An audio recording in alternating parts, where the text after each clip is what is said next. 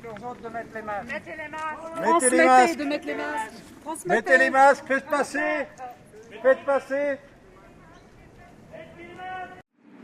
D'abord, j'attends qu'on relaye un petit peu plus qu'on ne le fait actuellement l'information qui n'a pas assez circulé du lien qui existe entre l'OMS et l'AIEA, qui empêche l'OMS d'informer sereinement à propos de ce qui devrait être sa mission, c'est-à-dire le suivi des populations qui ont été touchées par la catastrophe de Tchernobyl.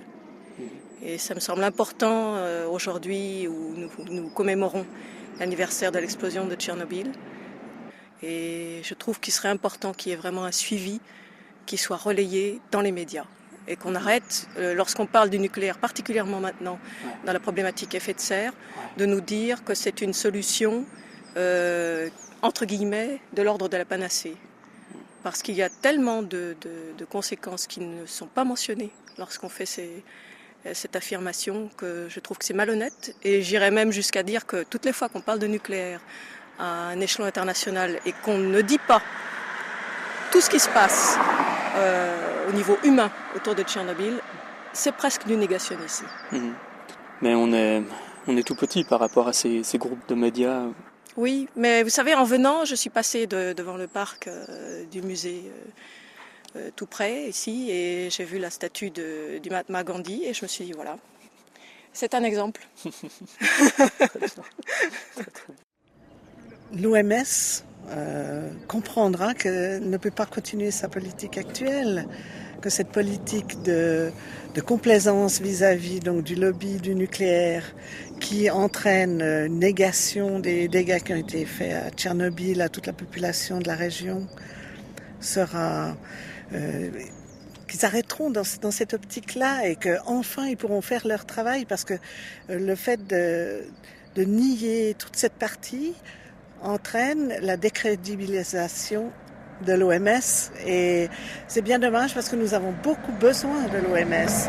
La santé, c'est un enjeu majeur et il faudrait vraiment que l'OMS soit une voix écoutée et entendue. Ils ont des moyens que les petites communautés locales n'ont pas, donc ils sont très importants et j'espère qu'ils vont nous entendre et que dans le cadre évidemment de l'ONU, on sait ce que c'est avec tous les enjeux des gouvernements, ils vont changer d'attitude et dénoncer cet accord avec l'Office de Vienne et retrouver leur liberté d'action.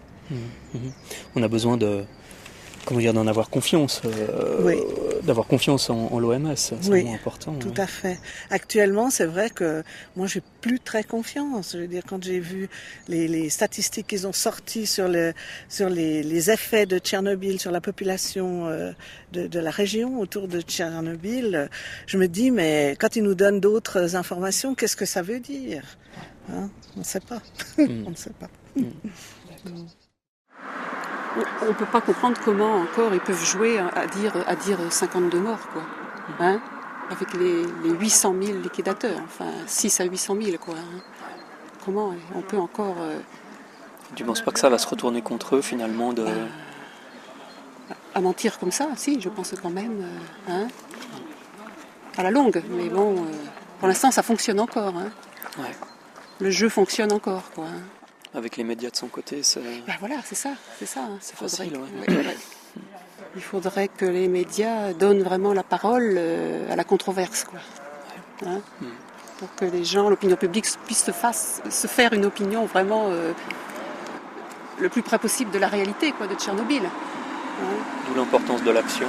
Oui, tout à fait. Mine de rien, depuis un an, eh bien, tous les dossiers donnés, ne serait-ce qu'au personnel de l'OMS, hein, ce sont des petites fissures, c'est de l'information, donc ça a de la puissance, mine de rien, même si c'est petit, quoi.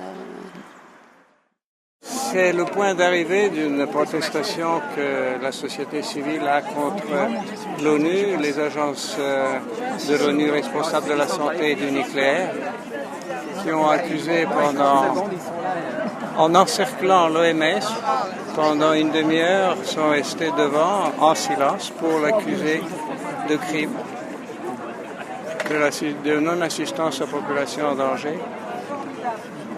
Accusation que nous reprenons tous les jours depuis un an, en attendant que Ouais, ça va, c'est beau. Ils nous dénoncent pour calomnie et diffamation, mais c'est le silence. Et qui se tait consent, je ne sais plus comment ça se dit en français, mais c'est une formule italienne, qui tace a consenza.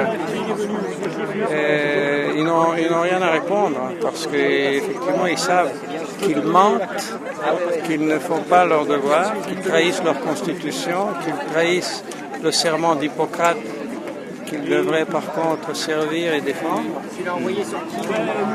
sur le dos d'une énorme quantité d'êtres humains qui souffrent de cette contamination et pour lesquels ils ne font rien. Ils les utilisent comme cobayes pour rassembler des données sur quoi faire quand, ils le prévoient, il y aura un accident de ce genre en Occident. C'est des irresponsables absolus. Donc ils refusent le dialogue. Oui, accepter le dialogue signifierait qu'ils devraient commencer à admettre qu'ils ont menti jusqu'à maintenant, qu'ils l'ont refusé jusqu'à maintenant. Ils sont dans un cul-de-sac, mais ils préfèrent continuer comme les autruches qui ont la tête dans le sable sans se rendre compte qu'ils compromettent l'avenir de tout le monde, y compris leurs enfants, leurs petits-enfants. Et c'est après moi le déluge. C'est des gens qui sont cyniques. C'est le pouvoir qui les intéresse, point c'est tout.